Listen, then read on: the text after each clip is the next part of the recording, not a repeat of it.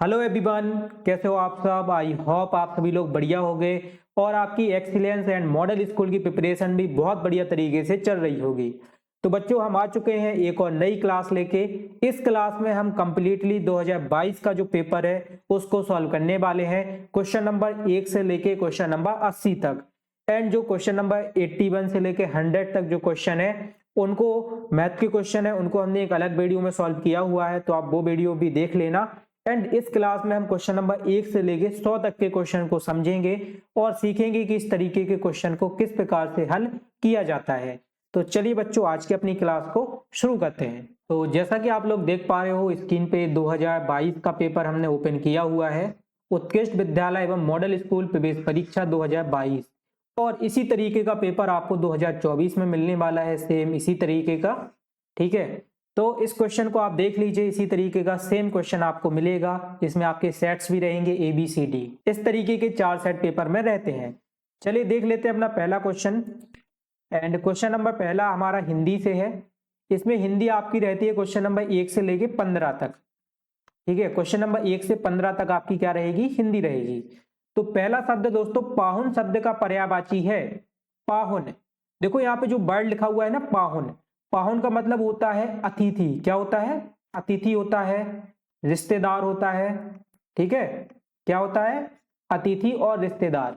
मेहमान के लिए पाहुन शब्द का यूज किया जाता है। अब आपने पाहुन शब्द ना नहीं सुना होगा, लेकिन अतिथि, गेस्ट, मेहमान, रिश्तेदार, ये सारे वर्ड्स हैं वो सुने होंगे। तो पाहुन किसका पर्यायवाची होगा? अतिथि का होगा। सी ऑप्शन इसका करेक्ट आंसर हो जाएगा। ठीक है, पाहुन का मतलब क्या होता है? अतिथि होता है, रिश्तेदार होता है, मेहमान होता है, गेस्ट होता है। तो सी ऑप्शन इसका अतिथि है, वो करेक्ट आंसर हो जाएगा। इसके बाद दूसरा क्वेश्चन है हमारा, प्रश्न नंबर 2। प्रभुजी तुम चंदन हम पानी, पंक्ति किस कवि की है? देखो बहुत ही फेमस लाइन है, प्रभुजी तुम चंदन हम पानी, सभी ने सुनी होगी, लेकिन आपको कवि का नाम पता नहीं होगा कि किसने लिखी है। ठीक है, ऑप्शन देख लो, सूरदास, कबीरदास, रैदास और तुलसीदास। तो प्रभुजी तुम चंदन हम पानी, जाकी अंग अंग बास समानी, ये जो पंक्ति है या जो ये पूरा दोहा या छंद जो भी हम कहें, इसकी जो रचना की है वो रैदास जी ने की है। सी ऑप्शन इसका करेक्ट आंसर हो जाएगा। ठीक है, तो क्वेश्चन नंबर 2 का आंसर क्या होगा? C option. विभूजी तुम चंदन हम पानी, इसकी रचना किसने की है? रैदास ने की है। और इस पूरे सेशन में हम आपको क्वेश्चन को याद करवाते चलेंगे, इतने बढ़िया तरीके से क्वेश्चन पढ़ाएंगे कि आपको याद होता जाएगा। ठीक है, आपको पेपर से पहले से भी एक बार इसका रिवाइज करना होगा। तो क्वेश्चन नंबर 2 का आंसर होगा सी ऑप्शन, रैदास। अगला क्वेश्चन है प्रतिदिन। प्रश्न नंबर 3 है हमारा, प्रतिदिन शब्द में कौन सा समास है? अब देखो, अगर यहाँ पे बात करें प्रतिदिन की, ठीक है, जो प्रति शब्द है ना, क्या प्रति, बेटा प्रति एक अवयव होता है। क्या होता है? अवयव। अब अवयव तो आप लोग जानते होंगे, अगर नहीं जानते हो तो क्लास में पढ़ाया गया है। ठीक है, प्रति क्या है? एक अवयव है। तो जहां पे भी पहले पद में अवयव का यूज किया जाता है, अवयव का प्रयोग किया जाता है, वहां पे कौन सा समास होता है? वहां पे हमारा अवयवी भाव समास होता है। ठीक है, अगर अवयव का यूज किया गया है, अवयव का उपयोग किया गया है, तो कौन सा समास होगा? अवयवी भाव समास। बी ऑप्शन इसका करेक्ट आंसर हो जाएगा। इसके बाद अगला क्वेश्चन है प्रश्न नंबर 4। प्रश्न नंबर 4 में बोला गया है, नव नभ के नव बेहग बिंद को पंक्ति में अलंकार है। अब इस पंक्ति को पहले नोटिस करो, बिल्कुल ध्यान से देखो। देखो यहाँ पे ना आया हुआ है, ठीक है, यहाँ पे भी क्या आया हुआ है? ना आया हुआ है, यहाँ पे भी ना आया हुआ है। तो जहां पे एक वर्ण, जहां पे एक वर्ण बार बार आता है, वहां पे कौन सा अलंकार होता है? वहां पे होता है हमारा अनुप्रास अलंकार। कौन सा अलंकार होगा? अनुप्रास। जैसे कि इसका एक एग्जांपल और होता है, चारू चंद की चंचल किरणें, इसमें चा चा बार बार आता है। ठीक है, तो क्वेश्चन नंबर 4 का आंसर क्या होगा? बी ऑप्शन होगा। क्यों होगा? क्योंकि इसमें ना ना बार बार आ रहा है। ठीक है, प्रत्येक इसमें ना जो वर्ण है वो कितने बार आ रहा है? 3 बार तो आ गया। तो इसमें ना वर्ण बार बार आ रहा है, इसलिए इसमें कौन सा अलंकार होगा? अनुप्रास अलंकार होगा। ठीक है, अगर कोई शब्द बार बार आता तो कौन सा अलंकार होता? यमक होता, लेकिन शब्द नहीं है, वर्ण है। देखो, जब कोई एक सिंगल अक्षर रहता है ना, तो इसको बोलते हैं वर्ण, और ये कोई शब्द बना लेता है, जैसे कि नाम, इसको क्या बोलेंगे? शब्द। तो एक से ज्यादा अक्षर है तो वो शब्द कहलाता है, अगर एक ही अक्षर है तो वो क्या कहलाता है? वर्ण कहलाता है। चलो अगला क्वेश्चन है हमारा, क्वेश्चन नंबर 5। धुआंधार प्रपात किस नदी के जल के गिरने से बनता है? बहुत ही इंपॉर्टेंट क्वेश्चन है, काफी बार पूछा गया है, काफी बार ये क्वेश्चन रिपीट हो चुका है। धुआंधार प्रपात किस नदी के जल के गिरने से बनता है? गंगा के, यमुना के, नर्मदा के और ताप्ती के। तो धुआंधार प्रपात जो नदी बनाती है वो नर्मदा बनाती है। सी ऑप्शन इसका करेक्ट आंसर हो जाएगा। नर्मदा नदी धुआंधार जलप्रपात बनाती है। धुआंधार का मतलब कि जब संगमरमर की चट्टानों से नर्मदा नदी गिरती है तो उसका पानी धुआं के जैसा लगता है। और ये धुआंधार प्रपात कहाँ पे बनता है? तो ये भेड़ाघाट में बनता है। भेड़ाघाट का नाम सुना होगा, जो कि कहाँ पे है? जबलपुर के पास में है। ठीक है, तो पेपर में ये भी क्वेश्चन आ सकता है, या मुझे लगता है ये आया भी हुआ है। भेड़ाघाट कहाँ पर है? तो भेड़ाघाट कहाँ पे है? जबलपुर में है। ठीक है, तो नर्मदा नदी बनाती है जलप्रपात, धुआंधार जलप्रपात बनाती है। कहाँ पे बनाती है? भेड़ाघाट में बनाती है। एंड भेड़ाघाट कहाँ पे है? तो ये जबलपुर में है। चलो आगे बढ़ते हैं, अगला क्वेश्चन देखते हैं। एंड अगला क्वेश्चन है प्रश्न नंबर 6। अब लो नसानी अब न नशे हो, पंक्ति में रस है। देखो यहाँ पे एक पंक्ति दी गई है, अब लो नसानी अब न नशे हो। इस पंक्ति में रस बताना है। तो ये जो पंक्ति है ना, इसमें शांत रस है। ठीक है, शांत रस क्या होता है? जिस पंक्ति को पढ़ने से हमें क्या मिले? शांति मिले, शांति का अनुभव हो, तो वहां पे शांत रस होता है। ये ऑप्शन इसका करेक्ट आंसर हो जाएगा। इसके बाद है अगला प्रश्न नंबर 7। आत्मविश्वास पाठ गद्य की किस विधा में लिखा गया है? देखो जो आत्मविश्वास पाठ है ना, वो गद्य की निबंध विधा में लिखा गया है। निबंध मतलब ये थोड़ा लेंदी पाठ है और इसमें एक एक चीज के बारे में विस्तार से बताया गया है। तो क्वेश्चन नंबर 7 का आंसर होगा सी ऑप्शन, निबंध। चलो अगला क्वेश्चन देखते हैं, एंड थोड़ा सा अपन इसको जूम कर लेते हैं ताकि अपन को और भी बहुत बड़े तरीके से और बड़ा बड़ा दिखे। चलो अगला क्वेश्चन है सही बर्तनी छांटिए। इसमें सही बर्तनी छांटनी है। तो यहाँ पे उज्ज्वल शब्द लिखा हुआ है। देखो चारों को देखने से समझ में आ रहा है कौन सा शब्द लिखा हुआ है? उज्ज्वल। अब हमें बताना है कि उज्ज्वल को सही तरीके से कैसा लिखा जाता है। देखो उज्ज्वल को लिखने का जो सही तरीका होता है वो कुछ इस तरीके से लिखते हैं। ऊ आधा जा, फिर से आधा जा, फिर छोटा बा और छोटा ला।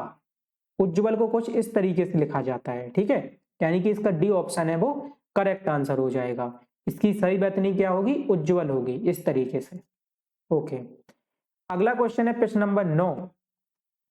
चौपाई छंद के प्रत्येक चरण में कितनी मात्राएं होती हैं? जो चौपाई छंद होता है इसके प्रत्येक चरण में कितनी मात्राएं होती हैं? तो देखो जो भी चौपाई छंद होता है उसके प्रत्येक चरण में 16 मात्राएं होती हैं। सी ऑप्शन इसका करेक्ट आंसर हो जाएगा। चौपाई छंद में कितनी मात्राएं होंगी? 16 मात्राएं होंगी। चलो आगे बढ़ते हैं, अगला क्वेश्चन। अगला क्वेश्चन है प्रश्न नंबर 10। निम्न में से कौन सा शब्द तद्भव है? अब तद्भव क्या होता है? तो संस्कृत भाषा के वे शब्द जिनको हिंदी भाषा में अलग बोला जाता है, ठीक है, उनको हिंदी भाषा में थोड़ा सा अलग बोला जाता है, क्या कहलाते हैं? तद्भव कहलाते हैं। तो गांव, अमृत, धैर्य और पुत्र, इन चारों में से तद्भव क्या है? तो देखो जब आप तत्सम और तद्भव शब्दों को पढ़ोगे तभी आपको इनमें अंतर समझ में आएगा। मैं यहाँ पे इसका आंसर आपको बता देता हूँ। इसका जो आंसर है वो पुत्र है। ठीक है, इसमें जो तद्भव शब्द है वो क्या है? पुत्र है। और ये आपको पता कैसे चलेगा कि कौन तत्सम है कौन तद्भव है? तो उसके लिए तो आपको पूरा जो हमारा कॉन्सेप्ट है या जो हमारी इसकी क्लास है उसको देखना पड़ेगा, तभी आप इसको समझ पाओगे। Move to the next question, अगला क्वेश्चन देखते हैं। अगला क्वेश्चन है प्रश्न नंबर 11। शब्दकोश में आयुध शब्द का अर्थ है। आयुध का हमें अर्थ बताना है। देखो जो आयुध होता है ना, आयुध का मतलब होता है दुश्मन को मारने के लिए या दुश्मन को चोट पहुंचाने के लिए उपयोग की गई सामग्री। ठीक है, दुश्मन को मारने के लिए या चोट पहुंचाने के लिए जो सामग्री का यूज किया जाता है, जो पदार्थों का यूज किया जाता है वो क्या कहलाते हैं? आयुध कहलाते हैं। और आपको पता है दुश्मन को मारने के लिए जिन भी पदार्थों का यूज किया जाता है वो क्या कहलाते हैं? हथियार कहलाते हैं। तो आयुध का जो बेसिकली मतलब होता है वो हथियार होता है। ठीक है, आयुध का मतलब क्या होता है? हथियार होता है। हथियार यानी भी बहुत सारी चीजें होती हैं जिनसे दुश्मन को चोटिल किया जाता है, दुश्मन को मारा जाता है, और आयुध भी वही सारी चीजें हैं। तो क्वेश्चन नंबर 11 का अर्थ क्या हो जाएगा? इसका अर्थ हो जाएगा हथियार, सी ऑप्शन। चलो अगला क्वेश्चन है क्वेश्चन नंबर 12।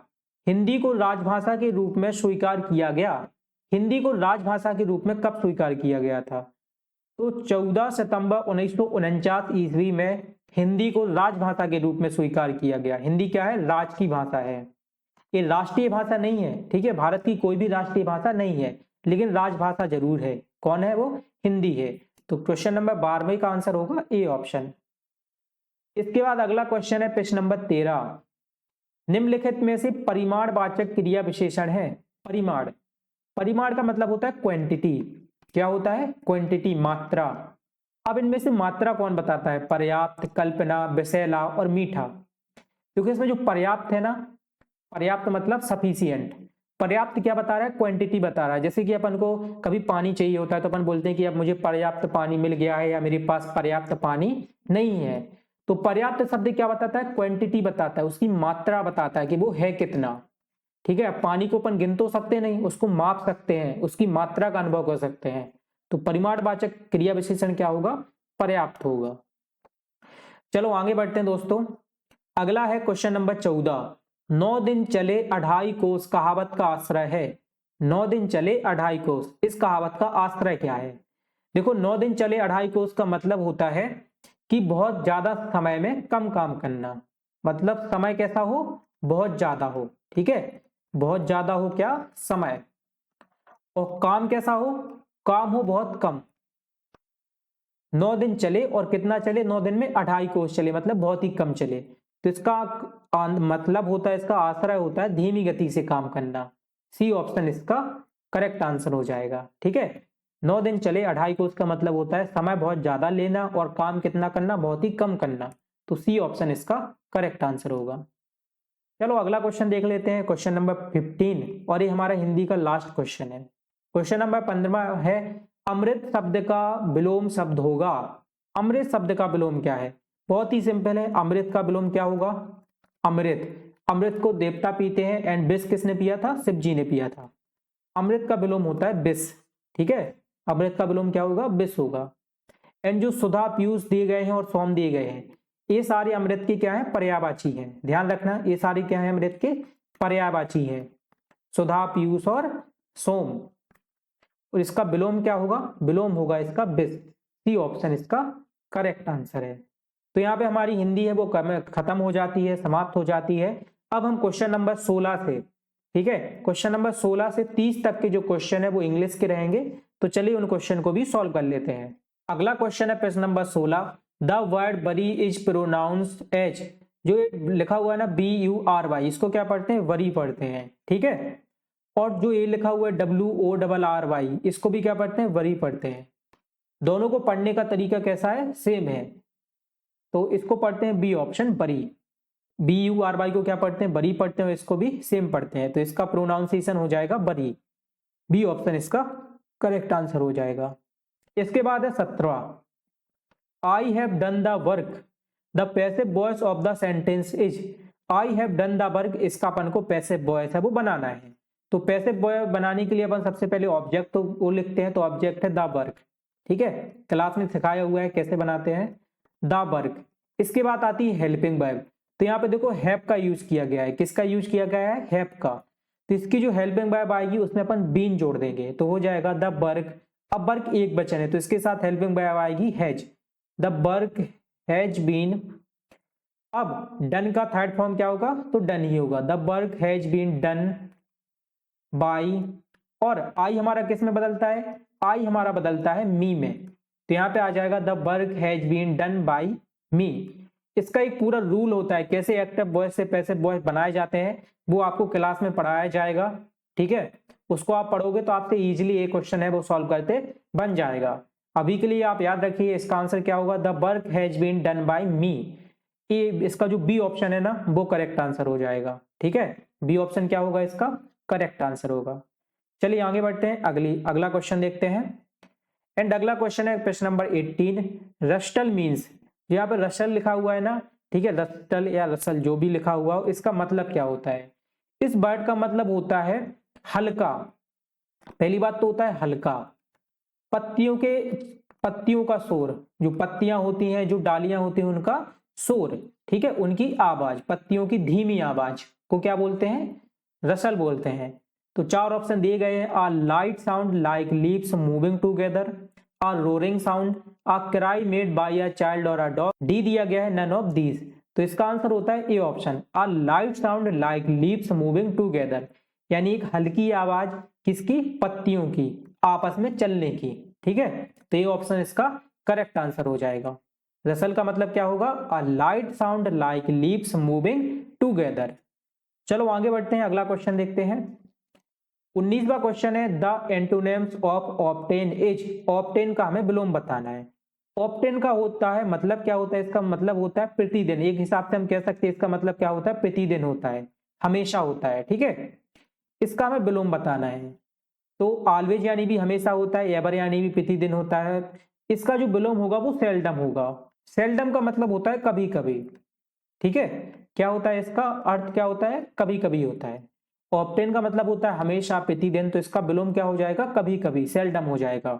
तो क्वेश्चन नंबर 19 का आंसर क्या होगा, सी ऑप्शन, सेल्डम इसका करेक्ट आंसर हो जाएगा। अगला क्वेश्चन है क्वेश्चन नंबर 20, जो कि बहुत बार पूछा गया है, काफी बार मैं इस क्वेश्चन का आंसर आपको बता चुका हूं। क्वेश्चन क्या है, ही प्रेफर्स कॉफी टी, और यहाँ पे बताना है क्या आना है, वो पसंद करता है कॉफी को किसकी तुलना में, चाय की तुलना में। तो जहां पे भी तुलना की बात की जाती है वहां पे THAN देन आता है, क्या आता है, THAN आता है। तो यहाँ पे आएगा THAN, he prefers coffee than tea, B option इसका करेक्ट आंसर हो जाएगा। अगला क्वेश्चन है प्रश्न नंबर 21, थोड़ा सा इसको अपन और जूम कर लेते हैं ताकि और भी बढ़िया तरीके से अपन को ये दिखाई दे। तो क्वेश्चन नंबर 21 में बोला गया है आ ऑफ सीप्स, आ यहाँ पे डेड डैश लगा हुआ है, डॉटेड है, यहाँ पे बताना है क्या आएगा। देखो आ ऑफ सीप्स, इसमें आएगा फ्लीट आएगा। फ्लीट का मतलब होता है जहाजों का बेड़ा, क्या होता है, जहाजों का बेड़ा, ठीक है। तो इसमें आएगा आ फ्लीट ऑफ शिप्स, यानी कि जहाजों का क्या, बेड़ा। शिप्स यानी क्या होते हैं, जहाज होते हैं, फ्लीट यानी होता है बेड़ा। तो जब बहुत सारे जहाज एक साथ चलते हैं तो उसको बोलते हैं जहाजों का बेड़ा। तो इसमें आएगा बी ऑप्शन, फ्लीट। इसके बाद आगे बढ़ते हैं, अगला क्वेश्चन देखते हैं। अगला क्वेश्चन है प्रश्न number 22, when did Kanha Kisli park come into existence, यानी कि कान्हा किसली पार्क है वो अस्तित्व में कब आया था। तो दोस्तों इसका आंसर है 1955, सी ऑप्शन इसका करेक्ट आंसर हो जाएगा। 1955 में कान्हा किसली पार्क है वो अस्तित्व में आया था, 1 जून 1955 को कान्हा किसली अस्तित्व में आया था, ठीक है। तो 1955 इसका करेक्ट आंसर होगा।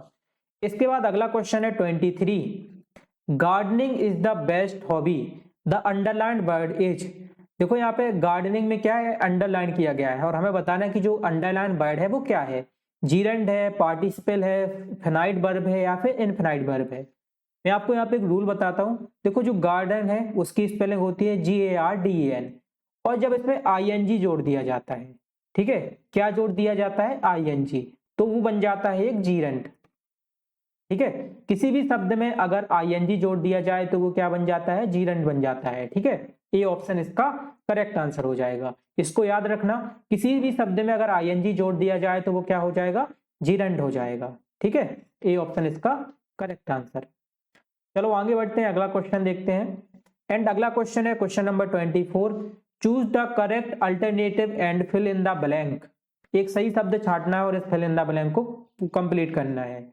No sooner did the boy see the cobra he run away, यानी जैसे ही बॉय ने, लड़के ने कोबरा को, सांप को देखा वो भागने लगा।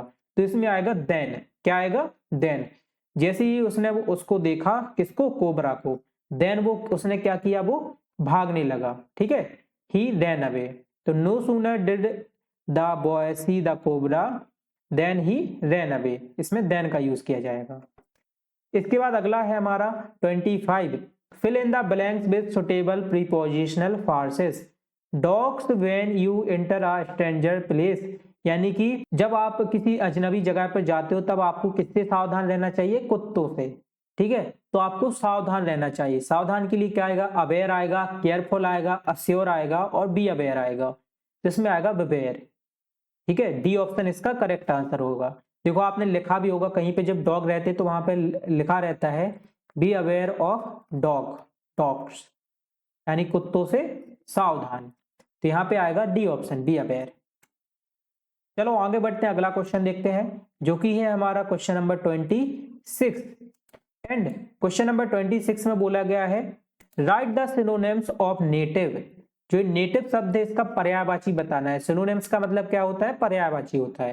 देखो नेटिव का मतलब होता है देसी, क्या होता है, देसी होता है। तो इसका पर्यायवाची क्या होगा, मैं सिंपली आपको बता देता हूं। इंडिजिनियस का मतलब भी क्या होता है, देसी होता है, ठीक है। देसी होता है, स्वदेशी होता है वैसे इसका मतलब। तो देसी स्वदेशी एक ही चीज है। नेटिव का जो पर्यायवाची होगा वो इंडिजिनस होगा। क्या होगा? इंडिजिनस होगा। ये ऑप्शन इसका करेक्ट आंसर है। इसके बाद अगला क्वेश्चन है 27, identify the correct spelling. Accommodate लिखा हुआ है, इसकी करेक्ट स्पेलिंग बतानी है। काफी इंपॉर्टेंट क्वेश्चन है, काफी बार पेपर में आ भी चुका है। तो अकोमोडेट की जो सही स्पेलिंग होती है वो ए ऑप्शन में आपको दी गई है। स्पेलिंग क्या होती है? ACCOMMODATE,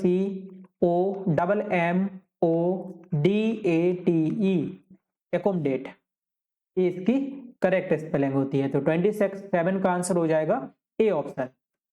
चलो आगे बढ़ते हैं। अगला क्वेश्चन है 28, identify the part of speech of the underline word. इस अंडरलाइन वर्ड में पार्ट ऑफ स्पीच बताओ क्या है। She wrote to me yesterday. Yesterday underline है, इसी को बताना है क्या है।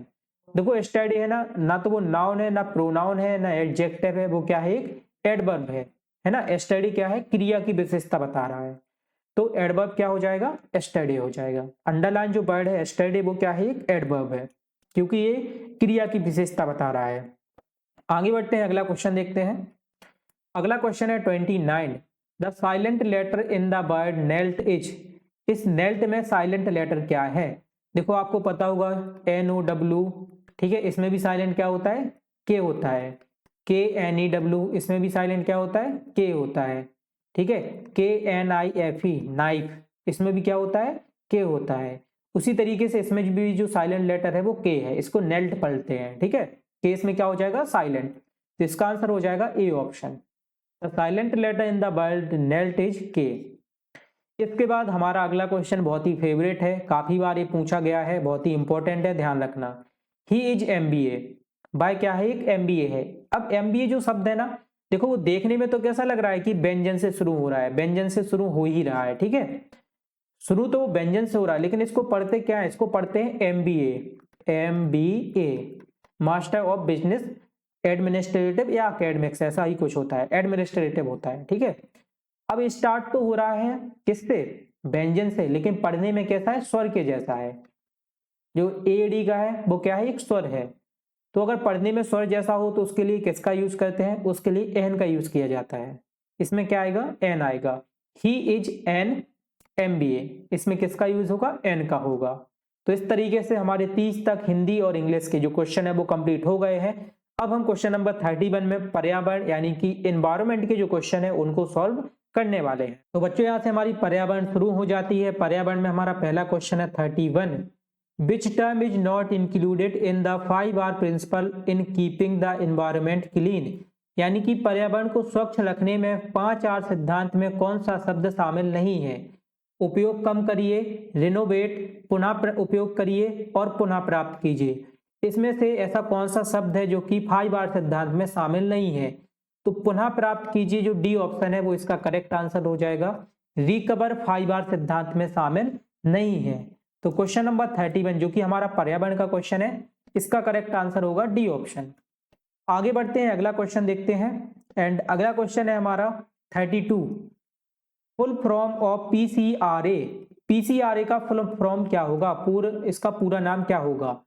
तो PCRA का फुल फॉर्म होता है पेट्रोलियम कंजर्वेशन रिसर्च एसोसिएशन, यानी कि पेट्रोलियम संरक्षण अनुसंधान संघ। ये ऑप्शन इसका करेक्ट आंसर हो जाएगा। ठीक है, PCRA का फुल फॉर्म क्या होगा? पेट्रोलियम कंजर्वेशन रिसर्च एसोसिएशन, यानी कि पेट्रोलियम संरक्षण अनुसंधान संघ। ये ऑप्शन। अगला क्वेश्चन है 33 में बोला गया है इंडेंजर्ड फॉरेस्ट एनिमल इज, संकटपन्न वन्य जंतु है। ऐसा कौन सा जीव है जो कि इंडेंजर्ड है, मतलब कि उसकी संख्या बहुत ही कम बची हुई है? तो इसका आंसर है दोस्तों लोमड़ी, फॉक्स। फॉक्स क्या है? एक इंडेंजर्ड फॉरेस्ट एनिमल है। 33 का आंसर हो जाएगा ए ऑप्शन। अगला क्वेश्चन है 34 में बोला गया है मध्य प्रदेश राज्य का वन क्षेत्रफल में पूरे देश में कौन सा स्थान है? MP स्टेट है which rank in forest cover area in the whole country.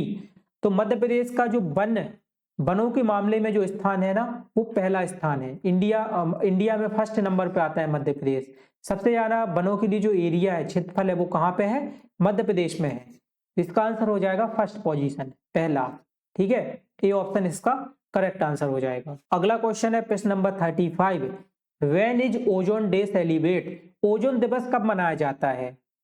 20 जुलाई को, 15 मई को, 20 अक्टूबर को और 16 सितंबर को। तो ओजोन दिवस मनाया जाता है 16 सितंबर को। डी ऑप्शन क्या होगा इसका करेक्ट आंसर होगा। ओजोन दिवस कब मनाया जाता है? 16 सितंबर को मनाया जाता है। ठीक है, तो 35 का आंसर हो जाएगा डी ऑप्शन। और ये क्वेश्चन काफी इंपॉर्टेंट है, काफी बार पूछा गया है, तो इसको याद रख लेना। ओजोन दिवस कब मनाया गया है? 16 सितंबर को मनाया गया है। अगला क्वेश्चन है 36। Which of the following is polymerized during the formation of polythene? यानी कि निम्न में से किसका उपयोग पॉलीथीन के संश्लेषण में किया जाता है? पॉलीथीन के संश्लेषण में किसका उपयोग होता है? मीथेन का, एथीन का, प्रोपेन का और ब्यूटेन का। तो याद रखना, पॉलीथीन के संश्लेषण में जिसका उपयोग किया जाता है वो क्या है? एथीन है। बी ऑप्शन इसका करेक्ट आंसर हो जाएगा। एथीन का क्या किया जाता है? संश्लेषण किया जाता है, पॉलीमराइज्ड किया जाता है। ठीक है, तो 36 का हो जाएगा बी ऑप्शन। इसके बाद 37 क्वेश्चन है, by product of waste water treatment is? यानी कि अवशिष्ट जल उपचार का सह उत्पाद है। अवशिष्ट जल उपचार का सह उत्पाद क्या है? तो इसका आंसर है आपंक। आपंक क्या होता है?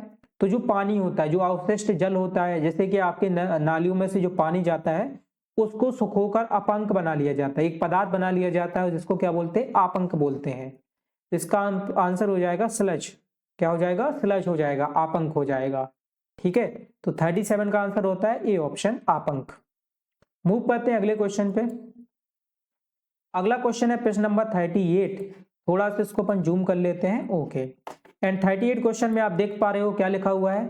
Process of degrading of material into fertilisers is known as? यानी पदार्थों के विलगित होकर खाद्य में परिवर्तित होने की प्रक्रिया है। पदार्थों की विलगित होकर खाद्य में परिवर्तित होने की प्रक्रिया क्या कहलाती है?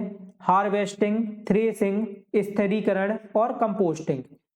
तो पदार्थों के विगलित होकर खाद्य में परिवर्तित होने की जो प्रक्रिया कहलाती है उसको बोलते हैं कंपोस्टिंग। कंपोस्टिंग यानी देखो, जैसे कि आपने सुना होगा केंचुओं से खाद बनाई जाती है। केंचुए क्या करते हैं? जो भी छिलके वगैरह रहते हैं, जो भी अवशिष्ट पदार्थ रहते हैं, उनको खाद में बदल देते हैं, जिसको क्या बोलते हैं? कंपोस्टिंग बोलते हैं। ठीक है, वर्मी कंपोस्ट बोलते हैं।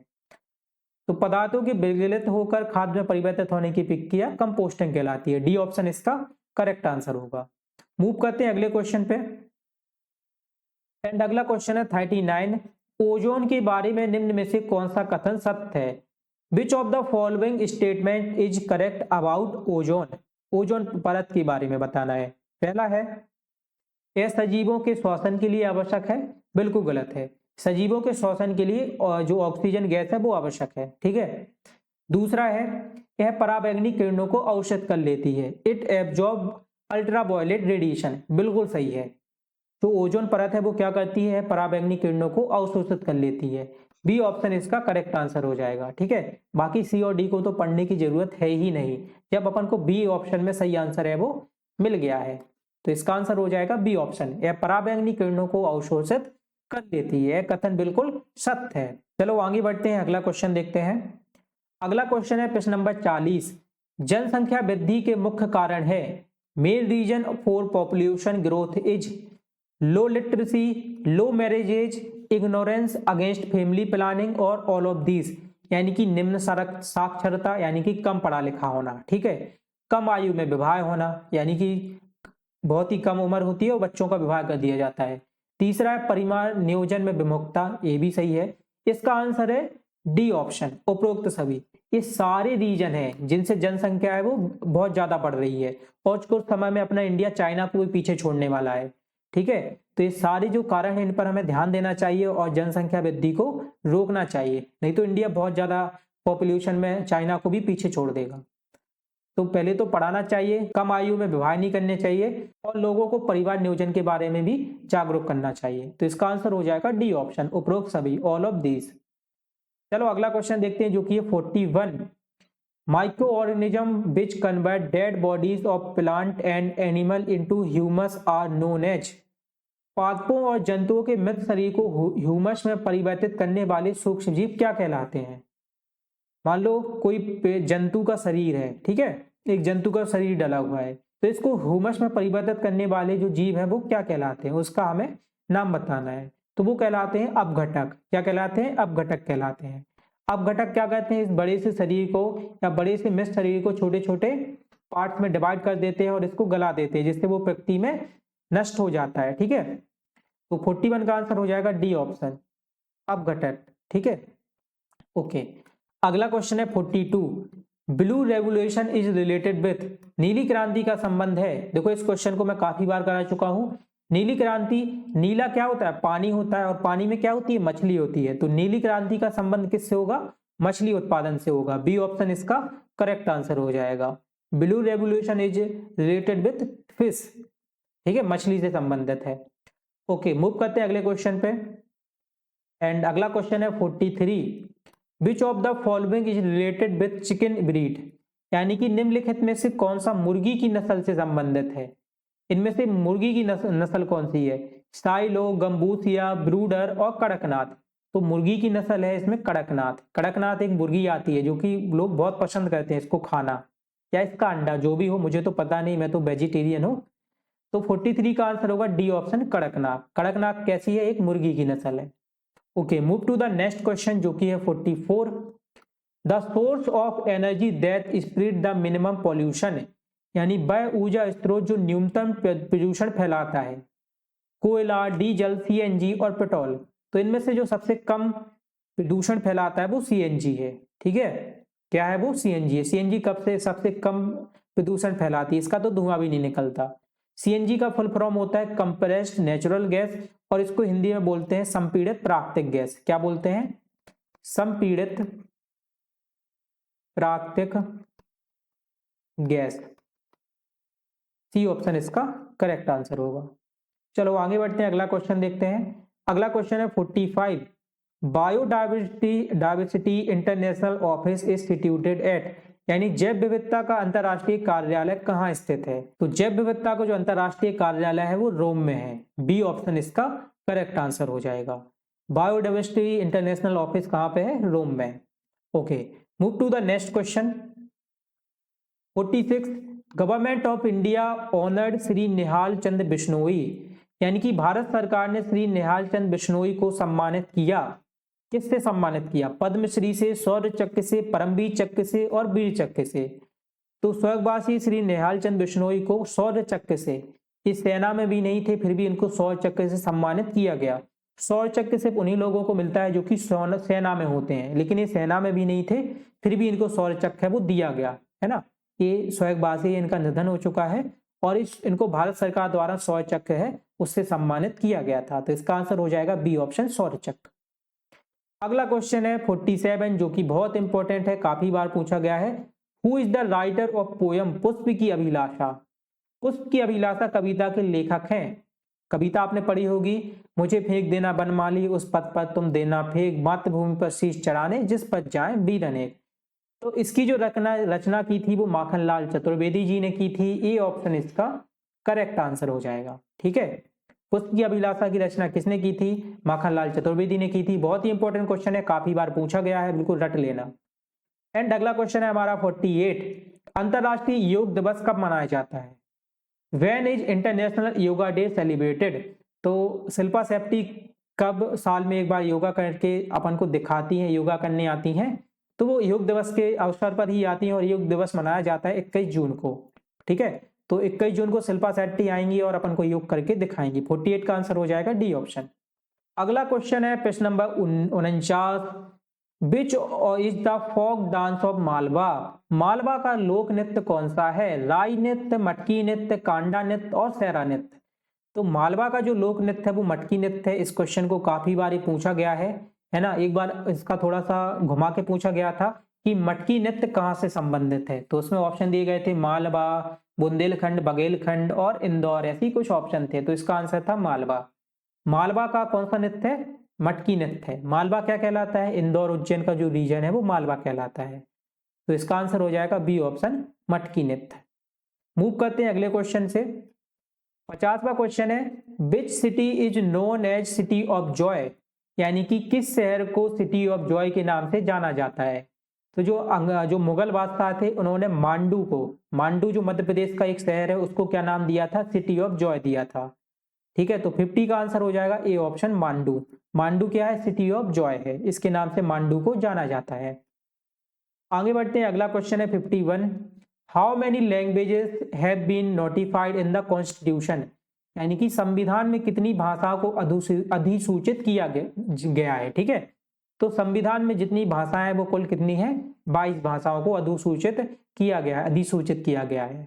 तो इसका आंसर हो जाएगा 22 लैंग्वेजेस। चलो आगे बढ़ते हैं, अगला क्वेश्चन देखते हैं जो कि है 52।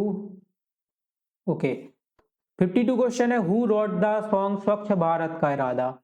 स्वच्छ भारत का इरादा गीत किसने लिखा था?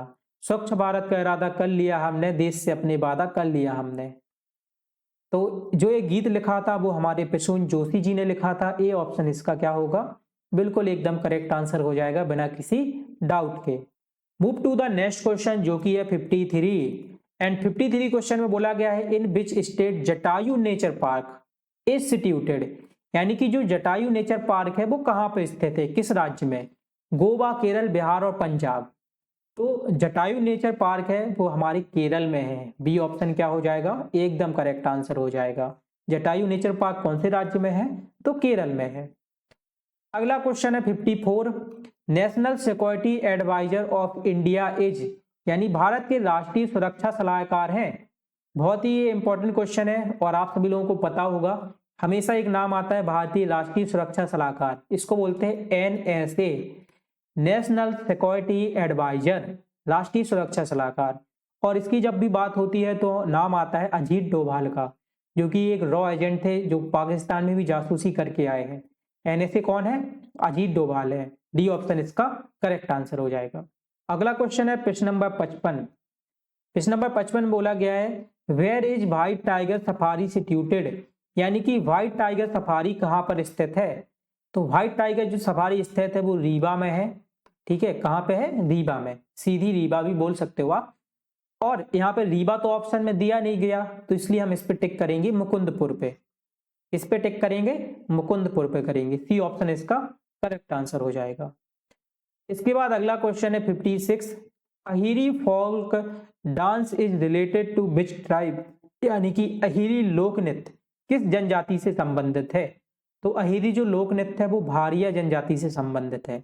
किससे संबंधित है? भारिया से। ए ऑप्शन इसका करेक्ट आंसर होगा। एंड अगला क्वेश्चन देखते हैं 57। Who is called the political Guru of Mahatma Gandhi, Mahatma Gandhi के राजनीतिक गुरु किन्हें कहा जाता है? तो जो गोपाल कृष्ण गोखले हैं, ये ऑप्शन, उनको महात्मा गांधी का राजनीतिक गुरु है वो कहा जाता है। ए ऑप्शन इसका करेक्ट आंसर होगा। चलिए बढ़ते हैं अगले क्वेश्चन पे जो कि 58। Heliodorus pillar inscription is found in the ancient city of, यानी कि हेलियोडोरस स्तंभ अभिलेख किस प्राचीन शहर में स्थापित है? तो इसका जो आंसर है वो है बेसनगर। बेसनगर में स्थित है, जो कि कहाँ पे है? विदिशा में है। तो इसका आंसर हो जाएगा डी ऑप्शन, बेसनगर। आगे बढ़ते हैं, अगला क्वेश्चन है, what was the real name of Tansen, Tansen का वास्तविक नाम क्या था? तो तानसेन का जो वास्तविक नाम था वो रामतनु पांडे था। ये ऑप्शन इसका करेक्ट आंसर हो जाएगा। रामतनु पांडे किसका नाम था? तानसेन का था। अगला प्रश्न है प्रश्न नंबर 60। What other viruses belong to the corona virus family, corona virus परिवार से संबंधित अन्य कौन सा वायरस है? तो कोरोना वायरस परिवार से संबंधित जो अन्य वायरस है वो SARS यानी कि सर्स और मर्स है। ठीक है, ये तो इसका शायद 7वां वायरस था। कौन सा था? 7वां। इससे पहले भी 6 वायरसों की खोज की जा चुकी थी, है ना, जो कि सर्स और मर्स है। इससे भी पहले के वायरस हैं। तो सी ऑप्शन इसका करेक्ट आंसर होगा। चलो आगे बढ़ते हैं, अगला क्वेश्चन देखते हैं। एंड यहाँ से हमारी अब जो साइंस है वो स्टार्ट हो जाती है। यहाँ पे मैं लिख देता हूँ साइंस। 61 से लेके 80 तक जो क्वेश्चन रहेंगे वो किसके रहेंगे? साइंस के रहेंगे। पहला क्वेश्चन है सॉफ्ट मेटल्स आर, पहला क्वेश्चन है सॉफ्ट मेटल्स आर 61 नरम धातुएं हैं। तो नरम धातुएं सोडियम व पोटेशियम। सोडियम और पोटेशियम को आप ऐसे रखोगे और चाकू से भी काट सकते हो, ये बहुत ही नरम होती हैं। ठीक है, बिल्कुल पनीर के जैसे होती है, पनीर से भी मुलायम होती है। तो इसका आंसर हो जाएगा sodium and potassium. Soft metals are sodium and potassium. इसके बाद अगला क्वेश्चन है 62 सही कथन है। Correct statement is all non metals are ductile, generally metals are ductile, some non metals are ductile और ऑल मेटल्स आर डक्टाइल। सभी अधातुएं तन्न होती हैं, सामान्यतः धातुएं तन्न होती है, कुछ अधातुएं तन्न होती हैं और सभी धातुएं तन्न होती हैं। देखो तन्न का मतलब होता है खींचना, तो सामान्यतः जो धातुएं होती है वो कैसी होती है, तन्न होती हैं। बी ऑप्शन इसका करेक्ट आंसर होगा। सभी धातुएं नहीं होती है, जैसे कि पारा, पारा तन्न नहीं होता है, ठीक है। तो सभी धातुएं तन्न नहीं है, लेकिन हाँ सामान्यतः धातुएं कैसी होती हैं, तन्न होती हैं। बी ऑप्शन इसका करेक्ट आंसर होगा। Generally metals are ductile. चलो आगे बढ़ते हैं, अगला क्वेश्चन देखते हैं 63 एंड बहुत ही इंपॉर्टेंट क्वेश्चन है, काफी बार पूछा गया है। First Indian space satellite is, प्रथम भारतीय अंतरिक्ष उपग्रह है। तो भारत ने जो पहला अंतरिक्ष उपग्रह स्पेस में छोड़ा था, अंतरिक्ष में छोड़ा था, उसका नाम क्या था, आर्यभट्ट था। ए ऑप्शन इसका करेक्ट आंसर हो जाएगा, ठीक है। चलो आगे बढ़ते हैं, अगला क्वेश्चन देखते हैं। अगला क्वेश्चन है 64, who invented the barometer. Barometer का आविष्कार किसने किया था। तो जो टॉरिसली थे ना, उन्होंने बैरोमीटर का आविष्कार किया था। ये ऑप्शन इसका करेक्ट आंसर हो जाएगा। इसके बाद 65 क्वेश्चन है, which of the following is iron ore. Iron का अयस्क है, तो आयरन का अयस्क होता है मैग्नेटाइट। सी ऑप्शन इसका करेक्ट आंसर होगा। मैग्नेटाइट क्या होता है, आयरन का अयस्क होता है। चलो आगे बढ़ते हैं, अगला क्वेश्चन देखते हैं। अगला क्वेश्चन है 66, विच of the following is most light weight atomic particle. यानी कि निम्न में से सबसे हल्का परमाणु कण कौन सा है। तो सबसे हल्का परमाणु कण होता है इलेक्ट्रॉन। ये ऑप्शन क्या होगा, करेक्ट आंसर होगा। सबसे कम वजन का जो रहता है वो क्या रहता है, इलेक्ट्रॉन रहता है, ठीक है। सबसे कम वजन किसी भी परमाणु में इलेक्ट्रॉन का ही होता है। 66 का ए ऑप्शन करेक्ट आंसर हो जाएगा। अगला क्वेश्चन है 67, which gas is produce by incomplete combustion of fuel. यानी ईंधन के अपूर्ण दहन में कौन सी गैस उत्पन्न होती है। तो जब ईंधन का अपूर्ण दहन होता है तब कार्बन मोनोऑक्साइड, ठीक है, कार्बन मोनोऑक्साइड गैस है वो उत्पन्न होती है। बी ऑप्शन इसका करेक्ट आंसर होगा।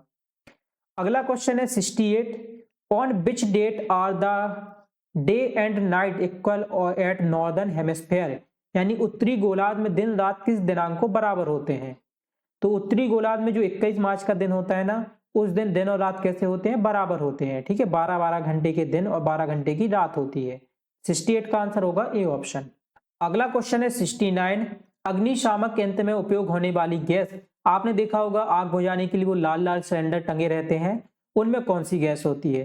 तो उसमें ए ऑप्शन कार्बन डाइऑक्साइड होती है, ठीक है। कौन सी गैस होती है, कार्बन डाइऑक्साइड, आग बुझाने के लिए। तो इसका आंसर हो जाएगा ए ऑप्शन। चलो आगे बढ़ते हैं, अगला क्वेश्चन देखते हैं। अगला क्वेश्चन है प्रश्न नंबर 70, अवर अर्थ बिहेव्स आर। हमारी पृथ्वी व्यवहार करती है। तो जो हमारी एक पृथ्वी है ना, वो एक दंड चुंबक की भांति व्यवहार करती है, like a bar magnet. B option इसका करेक्ट आंसर हो जाएगा। आगे बढ़ते हैं, अगला क्वेश्चन है 71, among the micro organisms found in curd is it prominent. यानी दही में पाए जाने वाले सूक्ष्म जीव में से यह प्रमुख है। तो दही में जो सूक्ष्म जीव पाए जाते हैं उनमें प्रमुखता से जो है वो कौन सा है, लैक्टोबैसिलस है। सी ऑप्शन इसका करेक्ट आंसर हो जाएगा। जो लैक्टोबैसिलस है वो कौन सा सूक्ष्म जीव है, जो कि दही में पाया जाता है। आगे बढ़ते हैं, अगला क्वेश्चन देखते हैं। अगला क्वेश्चन है 72, विच एंटीबायोटिक वाज फर्स्ट डिस्कवर्ड। यानी सबसे पहले कौन सा प्रतिजैविक खोजा गया था। ऐसा कौन सा प्रतिजैविक है जो सबसे पहले खोजा गया था। तो इसका आंसर है पेनिसिलिन। पेनिसिलिन की खोज सबसे पहले की गई थी। 72 का ए ऑप्शन है वो करेक्ट आंसर हो जाएगा। चलिए आगे बढ़ते हैं, अगला क्वेश्चन देखते हैं। अगला क्वेश्चन है 73, फॉर्मूला ऑफ रस्टेज। जंग का सूत्र है, ये काफी बार पूछ चुका है क्वेश्चन, इंपॉर्टेंट है। जंग का सूत्र बताना है। तो जंग का जो सूत्र होता है वो Fe2O3 होता है। सी ऑप्शन इसका करेक्ट आंसर हो जाएगा। और अगर क्वेश्चन होता है कि लोहे पर जो जंग लगी है उसका सूत्र बताओ, तो लोहे पर जो जंग लगती है उसका सूत्र होता है Fe2O3 एंड H2O। ये ऑप्शन उसका करेक्ट आंसर होगा। आगे बढ़ते हैं, अगला क्वेश्चन देखते हैं। अगला क्वेश्चन है 74, which of the following is not an electrolyte. निम्न में से कौन एक विद्युत अपघट्ट नहीं है। इनमें से एक विद्युत अपघट्ट क्या नहीं है। तो जो तेल होता है, ऑयल, ठीक है, वो एक विद्युत अपघट्ट नहीं होता है। डी ऑप्शन इसका करेक्ट आंसर हो जाएगा। अगला क्वेश्चन है 75, an object absorb all the colours of light then the colour of object एक वस्तु प्रकाश के सभी रंगों को अवशोषित कर लेती है, तब उस वस्तु का रंग होता है। तो जब एक वस्तु किसी प्रकाश के सभी रंगों को अवशोषित कर लेती है, तब उस वस्तु का रंग है वो काला होता है। सी ऑप्शन उसका करेक्ट आंसर हो जाएगा। ठीक है, ओके। आगे बढ़ते हैं, अगला क्वेश्चन है 76। Who discovered the process of fermentation? तो फर्मेंटेशन की यानी कि किण्वन की जो खोज की थी वो किसने की थी? ए ऑप्शन, लुई पास्चर ने किण्वन की खोज की थी। 76 का आंसर होगा ए ऑप्शन। चलो आगे बढ़ते हैं, अगला क्वेश्चन देखते हैं। अगला क्वेश्चन है 77। The distance measuring unit of star is? तारों की दूरी मापने की इकाई है किलोमीटर, मीटर, वर्ग मीटर और प्रकाश वर्ष। डी ऑप्शन इसका करेक्ट आंसर हो जाएगा। तारों की दूरी मापने की जो इकाई है वो प्रकाश वर्ष है। ठीक है, इसका आंसर होगा डी ऑप्शन। इसके बाद अगला क्वेश्चन है 78। Longest cell is? सबसे लंबी कोशिका होती है, सबसे लंबी कोशिका क्या होती है? तो पृथ्वी पर जो सबसे बड़ी लंबी कोशिका है वो शुतुरमुर्ग का अंडा है। ए ऑप्शन इसका करेक्ट आंसर है। और मानव शरीर की जो सबसे बड़ी लंबी कोशिका है वो क्या है? वो है तंत्रिका कोशिका। तो अगर मानव शरीर की बात की जाए तो होगी तंत्रिका कोशिका, और दुनिया में सबसे बड़ी कोशिका की बात की जाए तो शुतुरमुर्ग का अंडा होगी। ठीक है, एग ऑफ ऑस्ट्रिच। तो ये ऑप्शन इसका करेक्ट आंसर होगा। 79 क्वेश्चन है, national science day is celebrated on? यानी कि राष्ट्रीय विज्ञान दिवस कब मनाया जाता है? तो राष्ट्रीय विज्ञान दिवस 28 फरवरी को मनाया जाता है। बी ऑप्शन इसका करेक्ट आंसर हो जाएगा। द स्टार ट्विंकल, यानी कि जो तारे टिमटिमाते हैं वो किस वजह से टिमटिमाते हैं? तो तारों के टिमटिमाने का जो कारण है वो अपवर्तन के कारण। ठीक है, बी ऑप्शन इसका करेक्ट आंसर है। अपवर्तन के कारण जो तारे हैं वो टिमटिमाते हुए दिखाई देते हैं। और ये इंपॉर्टेंट क्वेश्चन है, काफी बार पेपर में पूछा भी गया है। तो 80 का आंसर हो जाएगा बी ऑप्शन। अपवर्तन के कारण तारे हैं वो टिमटिमाते हैं। Due to reflection refraction the star is twinkle and twinkle twinkle little star due to refraction. तो 80 का हो जाएगा बी ऑप्शन। तो दोस्तों इस क्लास में हमने 80 यानी 1 से लेके 80 तक सारे क्वेश्चन को सॉल्व कर लिया है, समझ लिया है। एंड जो सेकंड पार्ट होगा दोस्तों उसमें हम 81 से लेके 100 तक जो आपका मैथ का पोर्शन है उसके सारे क्वेश्चन को बढ़िया तरीके से सॉल्व करना सीखेंगे। तो उस पार्ट को भी जरूर से देख लेना। एंड आई होप कि आज की क्लास आपको पसंद आई होगी। एंड आपका जो भी डाउट होगा किसी भी क्वेश्चन में तो लाइव चैट के थ्रू या जो हमारा डाउट सेशन होता है उसमें आप अपना डाउट है वो पूछ सकते हो। तो आज की क्लास में सिर्फ इतना ही। क्लास में जुड़ने के लिए सभी बच्चों का बहुत बहुत धन्यवाद। एंड आप लोग खूब मेहनत कीजिए और इस बार 2024 में एक्सीलेंस स्कूल में अपनी एक सीट पक्की कीजिए। थैंक यू सो मच बच्चों। Bye bye all, love you, take care.